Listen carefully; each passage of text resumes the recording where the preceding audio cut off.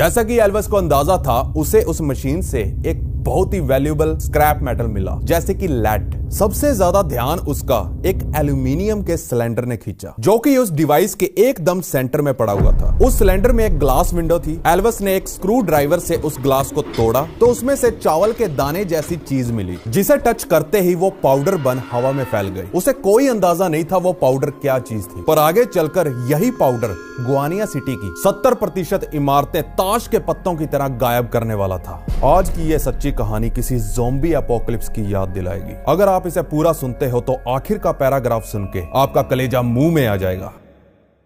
जैसा कि मैंने आपको बताया, एल्विस ने उस सिलेंडर को बाहर निकाला। उसमें कुछ चावल जैसे दाने दिख रहे थे। जैसे ही उसने उसको टच किया, वो चावल के दाने पाउडर बन हवा में फैलने लगे। एल्विस को कोई आइडिया नहीं था ये पाउडर क्या चीज थी, लेकिन जहां तक उसे पता था वो चीज उसके लिए बिल्कुल बेकार चीज थी। फिर एल्विस उसे एक स्क्रैप यार्ड में ले गया, जहां उसने उस मशीन के पार्ट्स को डिवेयर फेरेरा नाम के स्क्रैप डीलर को बेच दिया। फेरेरा ने उसे अपने गैराज में रख दिया, लेकिन रात को जब वो स्क्रैप यार्ड का राउंड मार रहा था तो उसने देखा गैराज में पड़ा वो स्क्रैप जो उसने मॉर्निंग में खरीदा था, उसमें से रोशनी बाहर निकल रही थी। वो ग्लो कर रहा था। उसमें से कुछ नीले रंग की रोशनी बाहर निकल रही थी जो उसे अपनी ओर बुलाए जा रही थी। वो उसकी ओर अट्रैक्ट होने लगा। उसके नजदीक जाते ही फेरेरा ने देखा कि वो ब्लू लाइट एक एल्यूमिनियम कैन में से एक चोक जैसी चीज से बाहर निकल रही थी। फेरेरा वैसे तो स्क्रैप मटेरियल्स का एक्सपर्ट था, लेकिन उसने ऐसा ग्लोइंग पाउडर अपनी पूरी जिंदगी में नहीं देखा। उसने सोचा ये पक्का कोई जेमस्टोन का क्रश पाउडर होगा, और अगले 3 दिनों तक उसने अपनी फैमिली और रिश्तेदारों को बुलाकर इस चमत्कारी चीज को दिखाकर शो ऑफ किया। यही नहीं, उसने इस पाउडर को तो अपने रिश्तेदारों में बांटना भी चालू कर दिया। उन्हीं रिश्तेदारों में से एक आदमी